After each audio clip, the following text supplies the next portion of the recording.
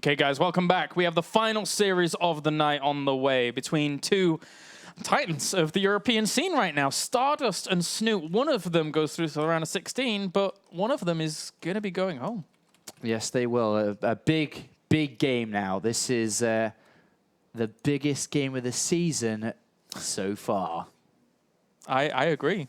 There's pretty much no other way to look at it. Although Mini Razor did do well. Yeah, I mean, Mini Razor, obviously, another congratulations. Cannot say it enough, really. A big win for you. And you are through in first place. But now it is about these two players. I mean, we've talked about it a lot all evening. You got the reigning champion. You got the guy who wants to get a BlizzCon. Now they face off against each other, but one of them's not going to make it. And that's the big part here. Yeah. That one of them won't make it. We'll either see another champion in a different region now come in as the guy that gets carried in by 10 nerds at a time as he rides on their bare backs into the WCS. And then to be eliminated and knocked out is huge. It's not really meant to happen, is it? You can't really go from a champion of one season to a month later to out in the first round. It doesn't really happen. So it has, unfortunately, in Korea this season. It may happen here, or the one that everybody's looking to in terms of the non-Koreans competing in the World Championship Series system to represent them, to go to BlizzCon. He's currently ranked 17th.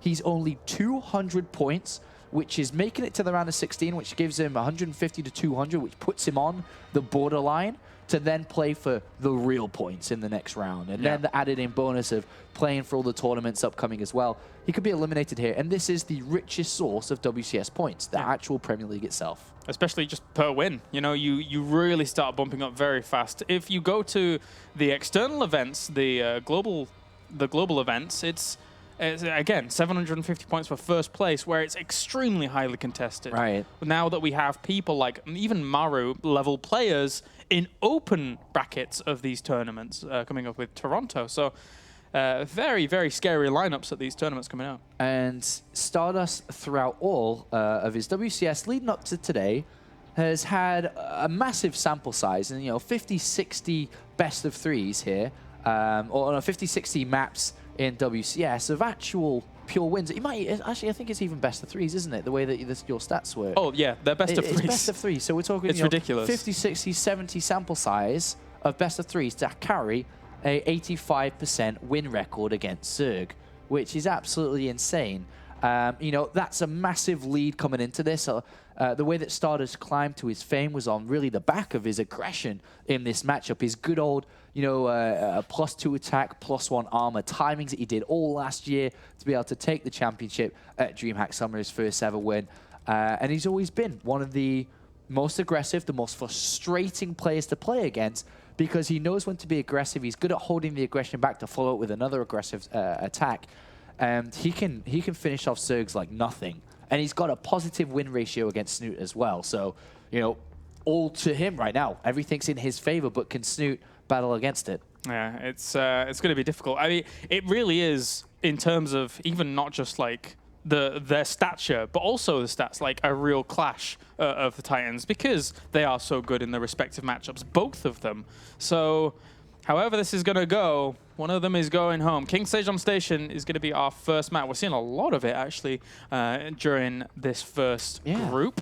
But I'm quite okay with that. I like King Sejong Station. Yeah, I do like it for sure. This map usually lends itself to, well, I guess the matchup really lends itself to two styles to come out from the Protoss. It's either, aggression, like we saw from StarDust earlier today on this map, or the other way around, where it can be the fast third style and then aggression. Yeah. But on this map against Zerg players is the flanks, where the third base or the natural is, depending on if the rocks are up or not, are definitely locations where a good sentry, gateway-heavy army are very strong. And we know that StarDust likes to play this style. He could show that here today again. And he could be looking to eliminate Snute, especially before Snute gets into his comfort area. Which is that mid to late game where he gets the Swarmos up. And this is a perfect map to get that up and running as well. So I'd be imagining that StarDust is coming for the kill earlier than later. All right, let's get into it. As we have spawning up to the top left-hand corner, really needs to win this series if he's to keep his hopes alive for BlizzCon. Representing Team Liquid, it is Snute. And down to the bottom right-hand corner, the current reigning WCS Europe champion. Maybe not for much longer, though, if he's not careful. Representing my insanity, it is StarDust. WCS Europe providing the upsets, providing the games, the entertaining ones, the results we don't really see very often. All right, StarDust here. Usually when you bring your pro back like this, you can go back again in a couple of seconds or so to build that forge if he wants to attempt a cannon rush here. Snute known quite often for his spawn and pull first, so I would imagine that StarDust will be looking to gain small advantages with his build, which would be utilizing the Nexus First and the Nexus First Gateway style to get the best physical start he could go for. And also one thing that StarDust has to consider going into this series, as he's now rallying out to go for a forge by the looks of things, is that if it goes longer and something that Snute brought to the table before against Patience happens, how does he deal with something like that? Personally, I think you may be right in the fact that he brings aggression and may not even have to deal with that anyway, right. But it's certainly something you have to think about if the game goes longer on, because that was scary what Snute used against Patience. Yes, it was. A forge down, which will be a Nexus here anyway, by the looks of it. Yeah. The attempt is always there. The potential of this cannon rush is there. He's going to get the block on the hatchery, though. That's nice. Which is it's good. It's forced the Overlord to start, as you can see in the production tab here. It's going to delay this by quite a bit.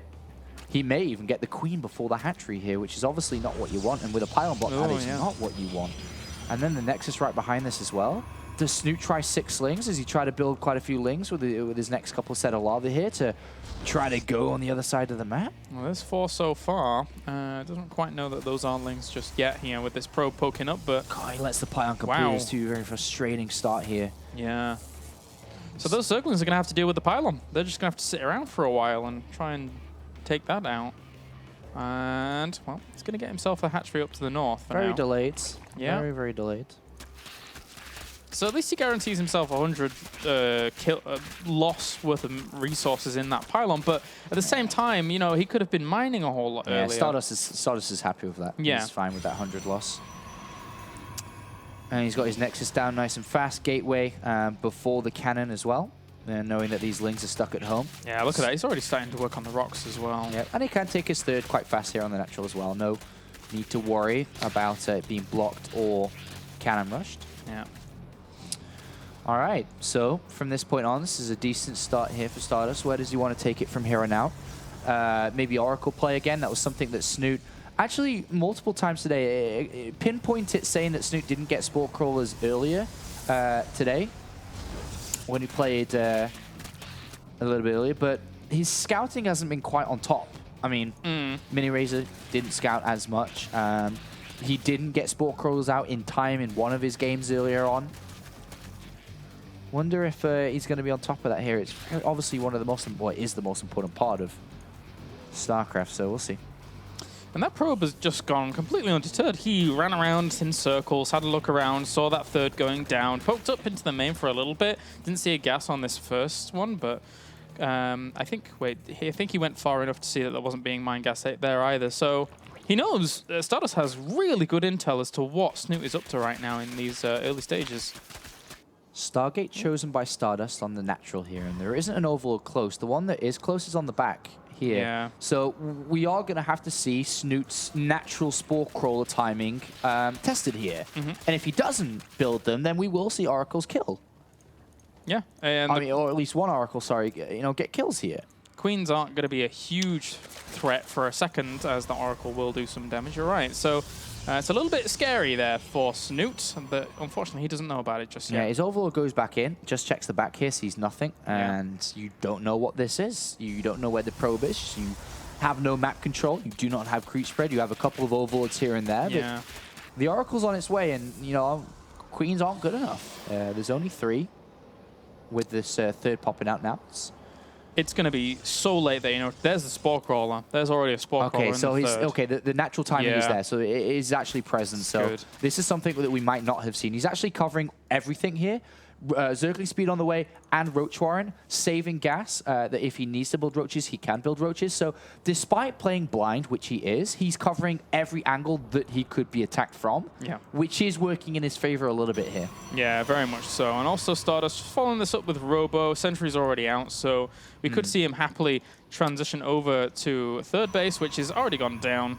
But one thing that doesn't help Snute is by playing safe all rounds, is that he doesn't have a layer down, so he's not going to be able to go towards a Hydra timing. But with the resources he has in, he has the potential to build a lot of Roach and Lings, and we've already seen the third down so fast.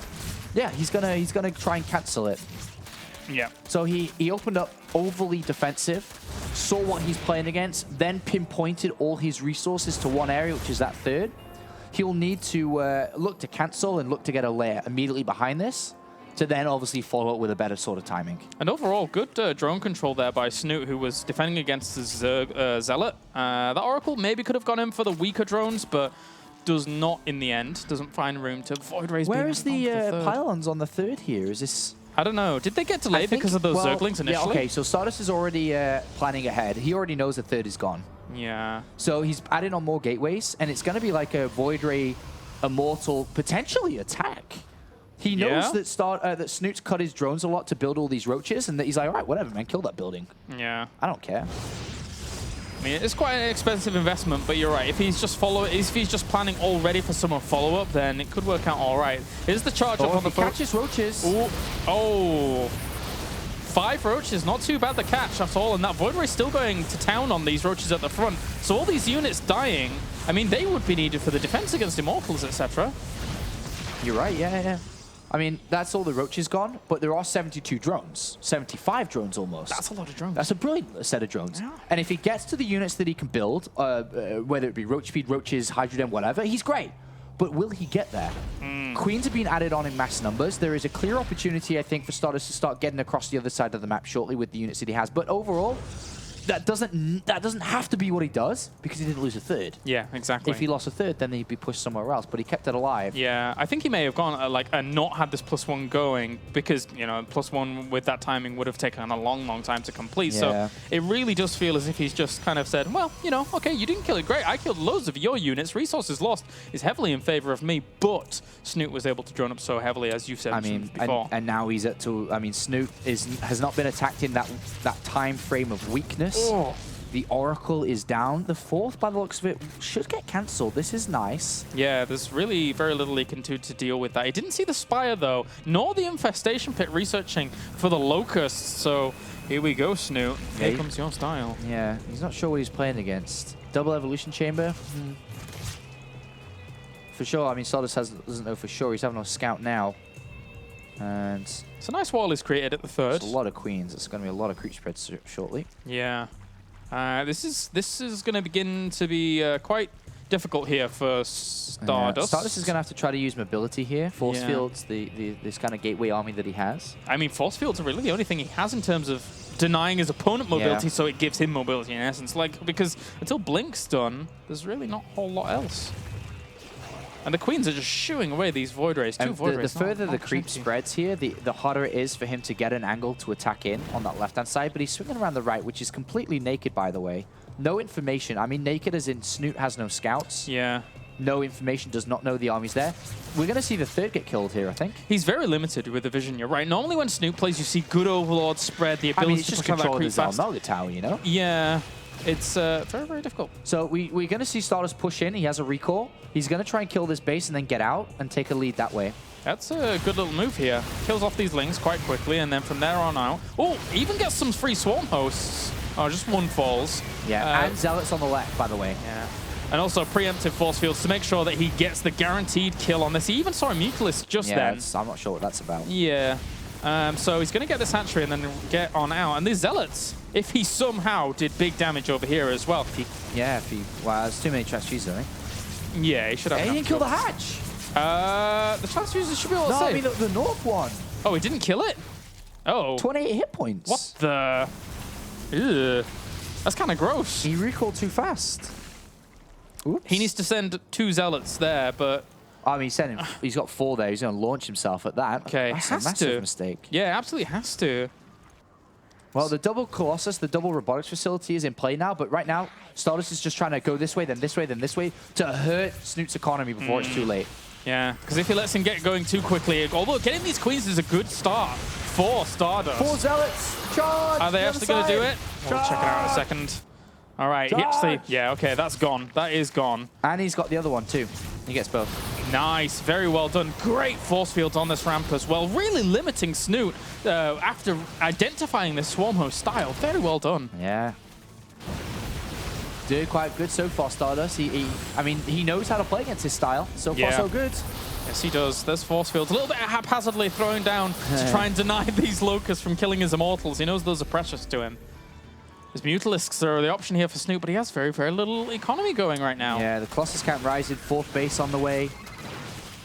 And I think we're going to see the good old traditional, lots of expansions, Blinkstalker Colossus play. I don't know if he'll try to go for an air switch at all.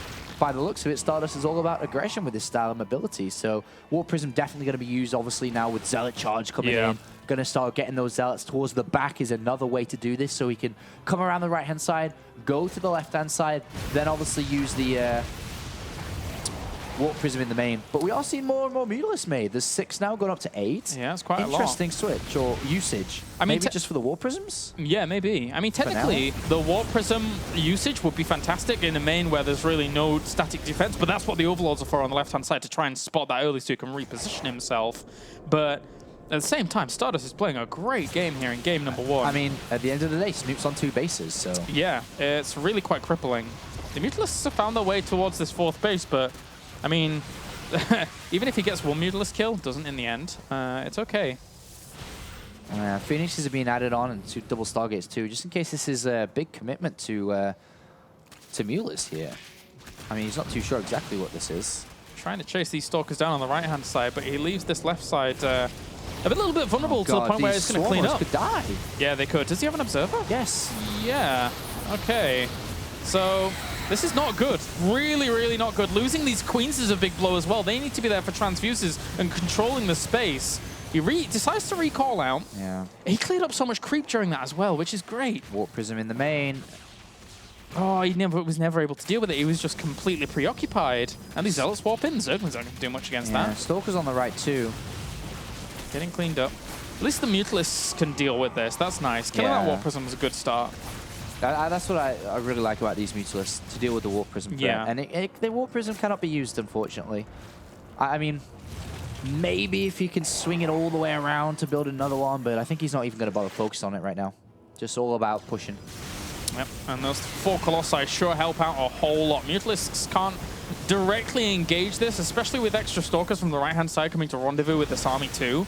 So 6 extra gateways as well across these 4 bases. StarDust's economy and production is going to absolutely explode. I mean, he's already maxed out, but... Snute's building and getting closer to 4 bases, though, and we all know what can happen when it comes to cost efficiency when this the army's built. The one thing he is missing, though, which he's actually not really missing, but not choosing to build, Hive and Corruptors. That's true. It's okay, so he is at the Hive, but not Corruptors and Vipers, which is the more traditional style of play. He's using Mutalisks. Just solid muter, and right now there's a big reluctancy for StarDust to actually throw down any Stargates to really kind of power up Phoenix play. So he's just going straight with the Stalker Colossus. He's killing off this base once again. And he's bulldozing too. Yeah, this army is very, very powerful. The Swarm Hosts had to flee back quite a way earlier. He's going to lose a Immortal at the front though. And behind all of this, the Mutalisk is just going for the straight counterattack.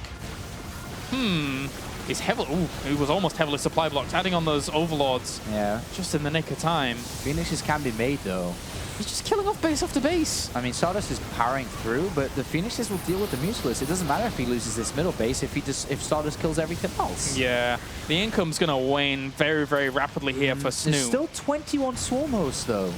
How do you deal with those? I guess if you kill the Mutalisks off and then eventually are able to pick up the Swarm Hosts because he doesn't have economy to be able to defend them, I suppose, from this army and then Phoenix eventually? Well, Stalkers push this back. Now it's Graham! But anyway, Stalkers going to come along with this army as well. Those 5 Colossi in the back doing a lot of damage. But now it's up to the Mutalisk to try and kill off as many of these Stalkers as possible. He's actually going to focus down the Mothership Core to prevent anything. Anti-air here, is there? The Stalkers are enough? Yeah, I think so. Those Mutalisks have no chance. No chance. I mean, look at the supply, Kalaris. Yeah, this is looking bad for Snute here at this point. StarDust playing this matchup out brilliantly, especially since, you know, Snute kind of revealed that he even almost tried to... Did he get a Swarm Host there? I think he got a Mutalisk, got 2 at the back with these Stalkers. But controlling the Blink on 2 fronts is quite the feat here by StarDust. And Snute's going to lose his army. And once you lose your army, you're going to be seconds away from losing the game. Swarm Host will get destroyed at the front there. And Snute, from a player who's got big goals and big dreams, is finding it difficult to get past the round of 32 right now. He's been faced with a very difficult task, and StarDust will take the first map away from him. And now Snute just 1 game away from being eliminated in the round of 32, and would, you know, factually have a decline in results for this year when it round of 8, round of 16, round of 32, just downward spiral here in the Premier League. Yeah, not going so well, especially since, you know, he wasn't actually competing in this region before. In 2013, he was over in WCS America, decided to make the switch, and right now it's not going so well for him. I mean, if we think back to last year as well, I mean, when we talk about a player trying to get to BlizzCon, it's obviously Naniwa that comes up. Do you remember how Naniwa dropped out in the season 3-2? I think it was in the round of 32. In the round of 32. I think it was Targa who took him out. Yeah. If I'm not mistaken. Shutting down the Void Race. That was like, oh my God, he's not going to make it to BlizzCon anymore. Yeah, it was really close. And, you know, people went insane because it's such a big deal to lose. But then the task of, yo, by the way, you want to go to BlizzCon? Get second at this international tournament in New York. So it really does become incredibly difficult to do so.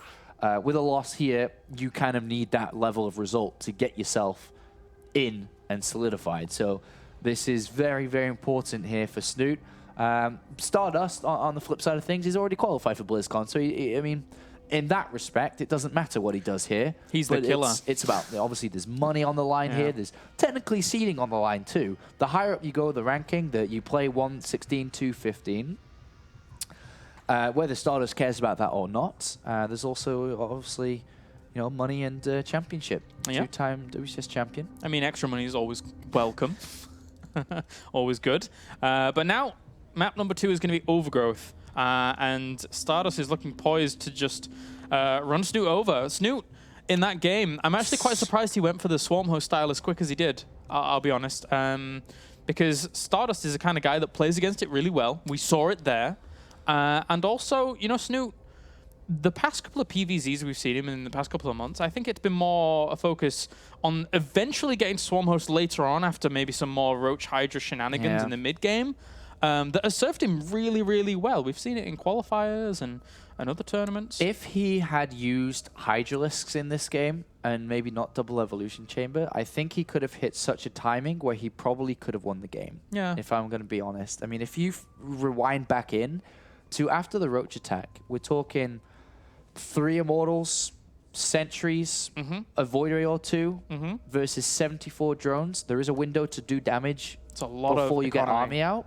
But if he was going for Hydralisks here, and, you know, he did push so aggressively like he did previously, you can beat Immortals, Sentries with low upgrades because they were low in upgrades in this game, and Void Rays with that kind of style. If it was Ling heavy, Hydra Ling, you know, Roach Hydra, these type of armies I think would do really, really well.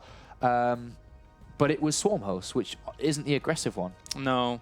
And it didn't serve him well because even when like the Swarm Hosts were trying to get into position, creep was always being denied. He had no vision on the map. So, and you need that when you're going to go for the Swarm Host style. Right. Something that StarDust was shutting down so well, even if it was just the 2 Void Rays flying around and making sure that their presence was always known, so Overlords wouldn't have been in right positions and stuff. It was difficult. Yeah. Very difficult. This is getting a bit of a sticky situation. Yeah, yeah. I think I've got a trapped nerve in my wrist. Really? Ooh, yeah. Oh, I have. Whoa. That was a bit of a jump. Like, right here, if I press... What have you been doing? What have you done? Wait, no. All right. This, what happens at Gamescom stays at Gamescom. Game number 2, final series of the night. Let's get into it. I'll tell you after. Okay. In this little load. Oh, I've got a trap nerve. It's really weird. I'm sorry for you. Ooh. Ooh. It's really weird.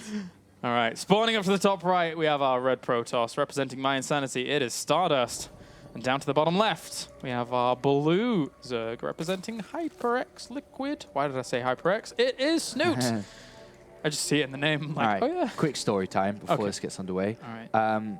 Someone bit me. What? So hard, whilst I may or may have not been intoxicated, so it didn't hurt as much as it should have. You're making it up. No, I'm serious. I mean, would I lie? Yes, but this is not lying. I couldn't feel my fingers for about 30 seconds afterwards. My 2 fingers on my left hand, my small finger and my Do you have ring a mark? finger. Show me. It's gone now. Oh, I did okay. have for 2 days afterwards, and it was a red ring. Oh wow! And it really, I was like, wow, that was intensive. Yeah. Wow. And then, you know, half an hour later or whatever, it's gone. But I could still see the mark. But now, a few days later, I'm like, wait a minute.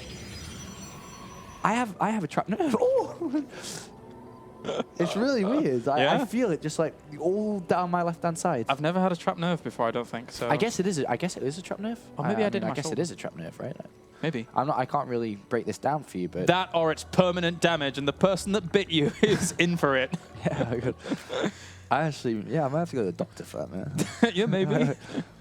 It's like, you know, when you put your leg hanging off a chair and someone hits you and it like bounces off. Oh yeah. The It's like that reaction. kind of feeling. I'm like, oh. Yeah. And it's all, you know, tingly and That's interesting. that's not good. Thanks for that story time, Sean. You're welcome. It's not good. All right, blocked hatchery.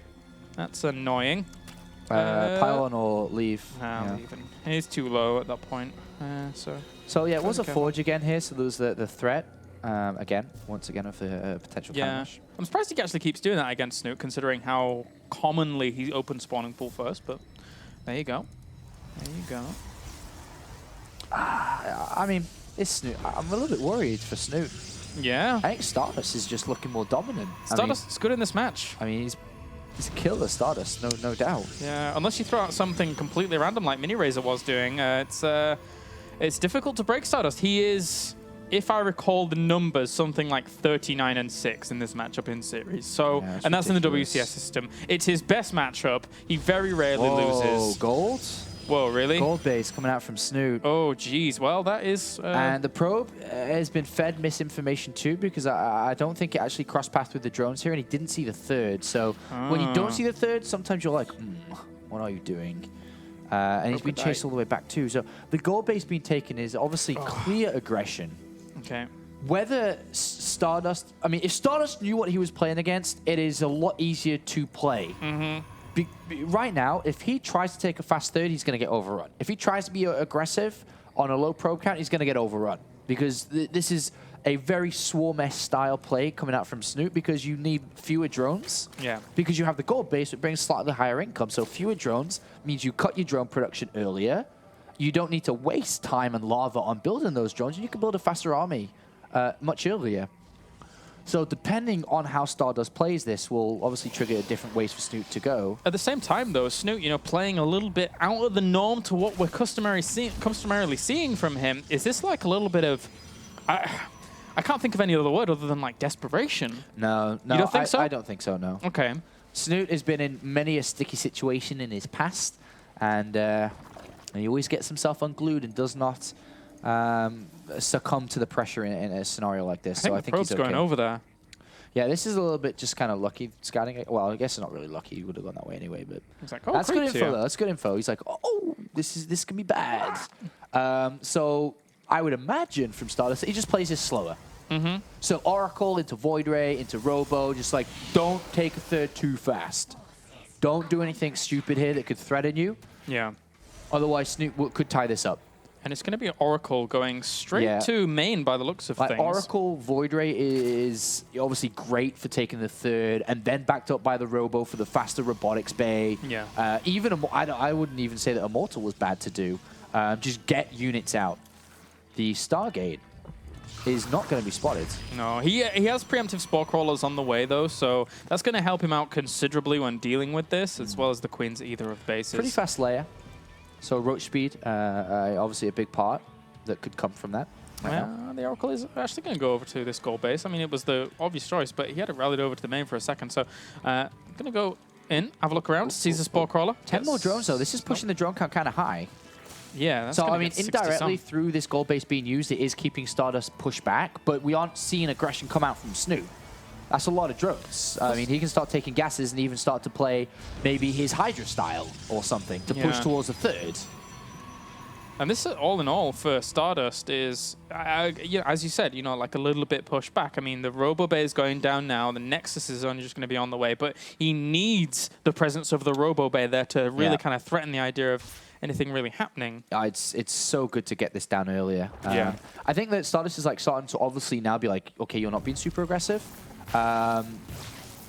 Or at least early super aggressive. So he is going to take his third. But Link Hydra is going to be the style coming out from Snute. And it's quite powerful. It is fast, powerful. This is going to do a lot of damage. This third may even get cancelled. Yeah. The Mothership Core is out, but not with energy because it was kind of purchased late in this game.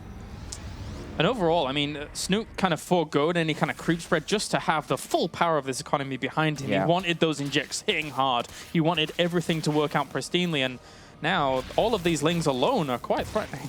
But they need to be pushed I think we're back. going to see Overlord spread for creep here by the natural, maybe. But StarDust is going to try and make this hold. He's got 5 sentries, Colossus on the way.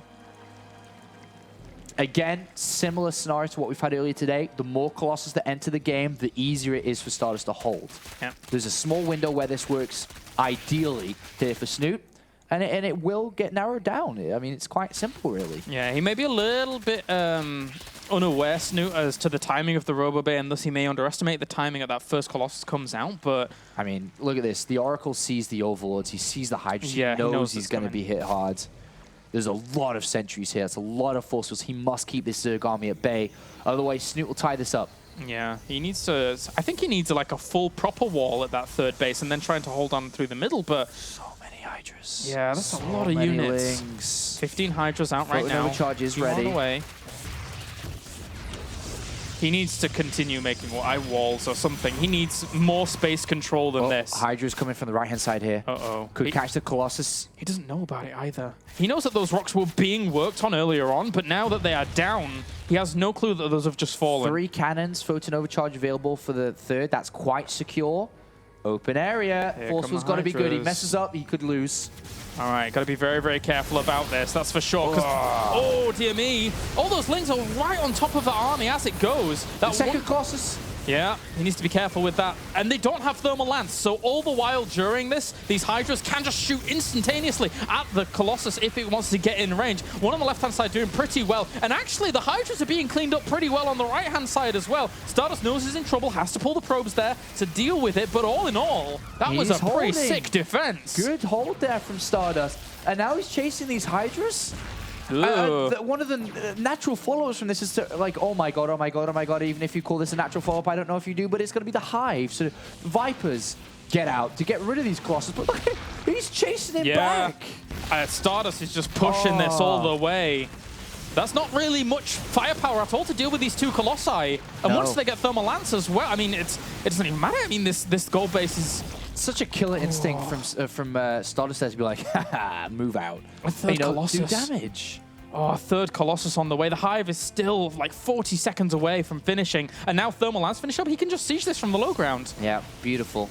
I mean, StarDust is doing it, man. StarDust is playing this out nicely. This is a really good play from him. Despite the supply being higher for Zerg, this is a massive position for StarDust. He cannot let these Colossus die, though, out in the open, surrounded. He knows that there's a limited time he can do damage. Obviously, more and more units will be built. But he's done a lot of damage to that drone line. He spots the Hive morphing in, and he actually throws down a Revelation to spot everything in that main as well. That was exactly the right timing. So you either just go for a mass blink Stalker Colossus army, or you try to play it out longer, maybe throw down the Temple Archives, maybe try to add in the Temple for feedbacks. But I think he's quite happy with the army size that he's got to just, pummel this one home. There's 4 Colossi, 4 at this point. A 5th one is on the way as well. Here come the pylons through the middle of the map. StarDust now with this army is really threatening Snute in this entire tournament. This is very, very scary for Snute. He's going to have to find a loophole or something out of this. I I don't know what the loophole is, Caloris. Oh, that's a big, big force trying to move forwards. The Lynx are technically on top of this army, but with the micro back in the force fields buying some time, it should be okay. 1 Colossus falls, but 3 are still alive. The Vipers are on the way. If the Vipers get out now, they can pull these Colossus away from this. And then things start to change around. Yeah. They are the loophole. Yeah, they are. And Snute holds for now. He's at low drone count. He has pretty decent upgrades at 2-0, but these Vipers are everything. The Templar Archive's on the way, as it looks like StarDust, you know, initially wanting to pummel this one, to smack this one home for the victory. He's reverted now to saying, okay, I couldn't do that. Is it really only 1 Viper? Yes, to do it all. Okay, that 1 Viper, he is the king, but there's 4 Colossi. With 1 Viper means you have to get all the energy possible on that Viper, right, to get the most pulse from it. 1 Templar, 1 feedback, 1 hit, 1 shot, you're dead. It could decide it all. It absolutely could. The Templar Archives is going to be ready. Uh-oh. The gas is there. Just whoop it in, dude. Snute is he's gonna have to be careful about taking this engagement. He really is. The Stalker's poke forwards. Where's your high Templar, man? He needs a high Templar. Snute is spreading himself out across all of these angles to try and go for a big, big pincer move, as he's going to try and push forward. But those are good force fields to deny on this left-hand side. There's 1 grab for 1 Colossus, but the right-hand flank has been shut down by those Colossi. There's 4 Colossi still there. And there's not enough energy. Snute's tournament life on the line with this attack. Why 1 Viper? There's another one in production. I think it was a mistake. It can't have done the job. It could not have. It didn't. It's going back for energy now. But this base that has been up for a long time has not been used. It's not been utilized. What's the drones? It's 50 drones, man. I mean, Snute's army's huge, but he has no super long-term plan. With such a low income, look at his gas. It's 80, 90. He just can't build anything. There's no tech switches going to happen. You are only Roach Hydra Viper. And there is only so long this works, and every second, every minute that goes by, the worse it becomes. There's Archons now, there's Templar ready for feedback, there's Storm on the way. If these High Templar do the job they need to do, I don't know how Snute is going to do this, because those Vipers are everything in these engagements, unless he gets a massive wraparound. Unless that happens, which he was technically setting up for, I think, with all of these armies in positionings in these spots. But, I mean, Snute, StarDust behind this, he doesn't even have to go for the kill. He's got the gold on the way. He's got the tech advantage, everything. Snute's BlizzCon is on the line right now. It's on the line. He doesn't win this game. It's becoming increasingly unlikely that he goes to BlizzCon. He needs this win. This is a big, big day for him. And StarDust can crush his dreams. He's going to force Snute to win like a big tournament outside of the Premier League in order to go. You know, first place, 750 points, and that will push him, what, 14th, 13th or something? That's not secure enough after a massive international win. I think just then, StarDust sending those few Zealots forwards, more so than not, he got a good gauge of how his opponent's army is, right? So plus 3 attack, 15 seconds. This is it. 15 seconds. It's not ready yet. Oh, there's a Storm, and that's a lot of AoE damage coming out from StarDust. Snute has got to be so careful about how he takes this fight. Those 3 High Templars are looking for the feedbacks. If they can get them. 5 cannons. He's attacking into this. Yeah, this could be disastrous for him, because the way this works out, how well is that going to work out? The Vipers are being kept away from the High Templars. They weren't able to get to their targets. No. They were caught into Blinding Cloud, and then they didn't do anything. Yeah, so there is still opportunity here for him to do some damage, but at the same time, there's still a lot of damage being done to this army. Zealots coming in from the backside as well. Roach Hydra is not equipped fully to be able to deal with this force. The army's gone. StarDust stands with 4 Colossus still in the air. Vipers, how many are left? 1. Roach Hydra is the reinforcement army. It's all he can afford. And Lings, he doesn't have any money to build anything substantial at this stage of the game. And as much as I've been saying it, unfortunately, Snute's BlizzCon dreams are being shattered as we speak, as we watch. StarDust, the reigning champion, does not fall like Classic did in GSL. He will not fall on day 1.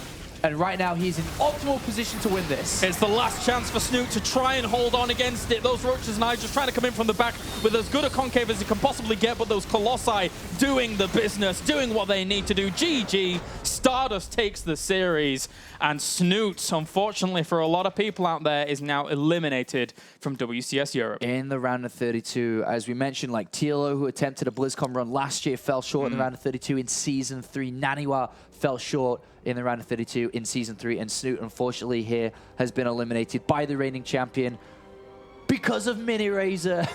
Yeah, pretty The way much. that Mini Razor's done this is he's forced the champion of our region to face up against a guy hoping to go to BlizzCon, and it was going to end one way or the other. And it is StarDust who lives to fight another day here, who lost his first game of today's group to come back to escape in 2nd place. Crazy, crazy group, crazy results. Who would have guessed it? Mini Razor going through 1st place, but big congratulations to him. And then likewise, StarDust taking that 2nd place here. Moving on to the round of 16. Yeah, big performances today. Some great games, a fun and entertaining day, most importantly. It was good to be back in the Premier League once again. Yeah. But the fun is only just starting here in Europe, as America's finished with the round of 32 and Korea's close to finishing. But this is day 1 of another 7 to go. Yeah. Tomorrow we will have Group B, which consists of Todd, San, then we have Bunny, and finally Morrow, yes, who was able to defeat MVP in Challenger. So it's going to be a good group tomorrow. Same time, same place. Yep, 2 Protoss players taking on 2 Terrans. So we've seen Zo play today. It's more for the Terrans to join in tomorrow, as we didn't have any Terran today. Who's going to advance through? What upsets can happen? Is San somehow not going to make it through? Is Todd going to make it to the round of 16 for the 2nd season in a row? Or are we going to see some new and new fresh blood come in to the Premier League, as Bunny attempts another run here in Premier League after a massive win at Gfinity, and the Swedish player Morrow finally back where he has been a long time ago. Yes, that's true. All right, guys, that does it for us here at WCS Europe today. Make sure to tune in tomorrow, same time, same place, for more WCS Europe action.